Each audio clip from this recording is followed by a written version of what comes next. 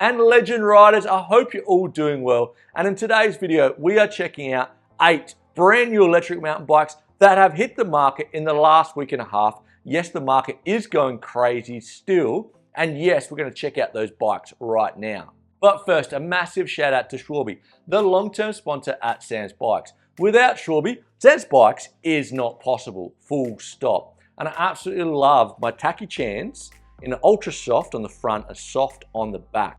And riders, a whole bunch of tacky chans arrived this week because they are going to be the control tire for the biggest e-bike motor test that I believe has ever been conducted. We're going to go really deep. So riders, make sure you subscribe to the channel, turn on those notifications. And again, a massive shout out to Schwalbe being the long-term sponsor at Sam's Bikes. Okay, now on to the 8 new e-bikes. And number 1, a remake of the cult classic, the Merida eONE-SIXTY Carbon. Rolling on mullet wheels, or it can be configured as a 29er, 170 of travel up front and 174 in the rear, Shimano EPA-01 motor, and an internal 600 watt-hour battery. You can also get a 360 watt-hour range extender. Weight coming in from 21.8, available in 5 sizes and starting from €6,999. I've always loved the Merida eONE-SIXTY, the Gen 1, Gen 2, and now the Gen 3. What an absolutely beautiful looking bike. I'm loving to see the suspension's gone up to 174 in the rear. It's pretty funny they're still calling it the 160 because the original Gen 1 and 2, I believe the rear travel was 147. So that's pretty funny, but loving the look of the bike, loving the geometry. Something that is interesting to me is they've gone for the 600 watt-hour internal battery. And the weight, not that it's a heavy bike, but it's coming in at 21.4. And then we've got a massive range extender of 360.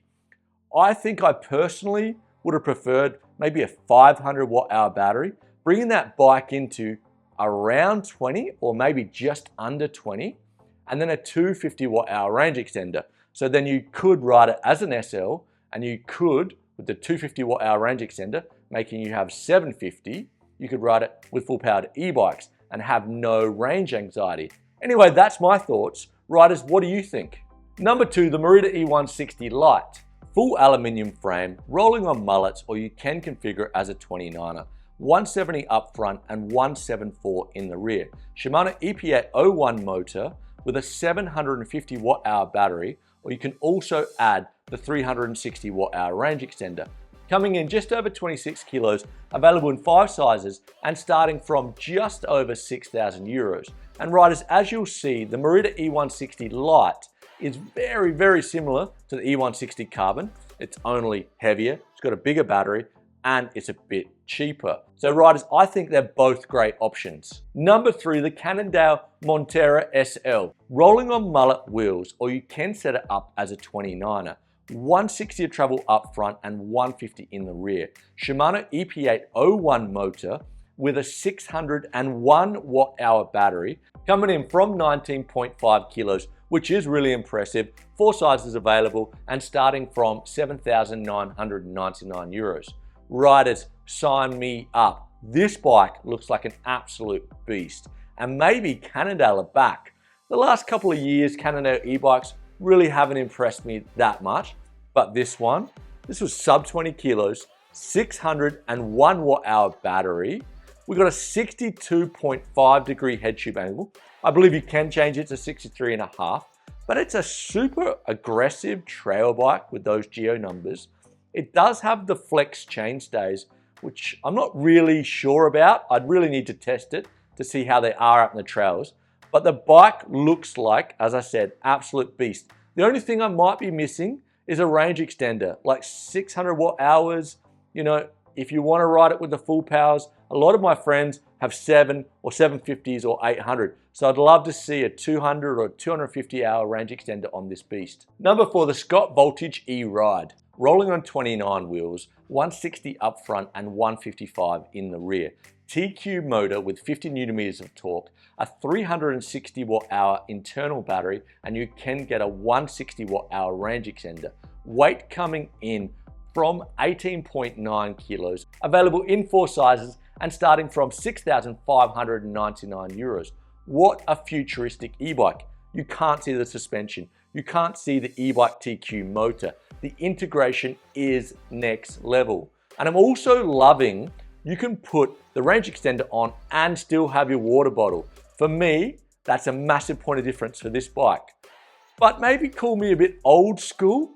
I kind of like to see the suspension.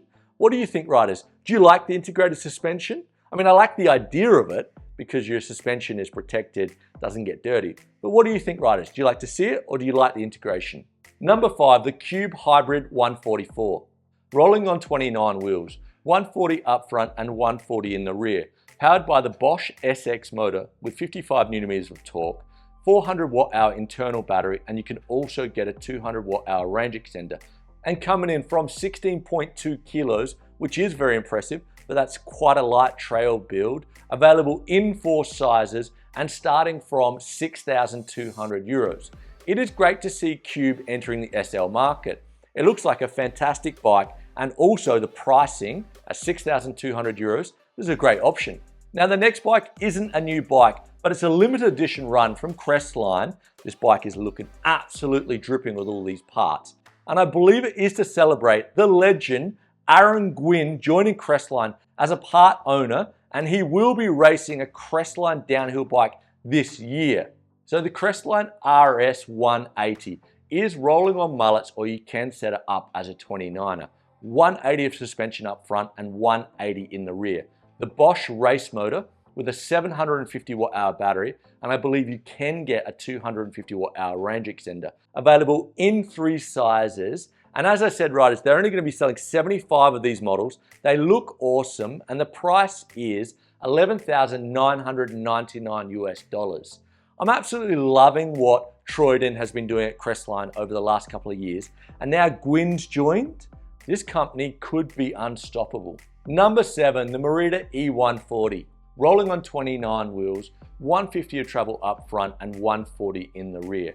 Powered by the Shimano EPA 01 motor, coming with a 750 watt-hour battery, and you can get the 360 watt-hour range extender.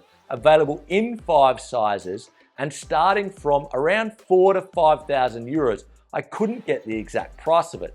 The Merida eONE-FORTY looks like a good trail option, but riders, you know I'd definitely be going for the Merida eONE-SIXTY. That looks like a beast. And lucky last, number 8, Aventon Ramblas. And this is a different bike for me to put in, but I thought it was quite interesting, especially for the price. Rolling on 29 wheels or 27.5 in the small model, it is a hardtail and it has 130 mils of travel up front.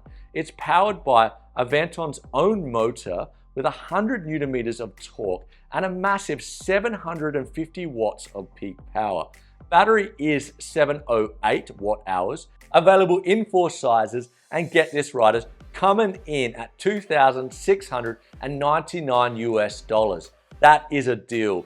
And I know I don't normally talk about these style of bikes, but I saw it and thought, it's not a bad looking bike. It could be perfect for my dad or Bayer or someone just wanting to enter the e-bike market without breaking the bank. This could be a great option. And there you go, riders. That is the 8 new e-bikes that have been released in the last couple of weeks. What do you think? Which is your favorite? And also, riders, have I missed any? Put it down in the comments. I'd love to know if there's new e-bikes that I've missed. Definitely put them down in the comments. And riders, you know it. Stay safe out there, and we are going to see you next week.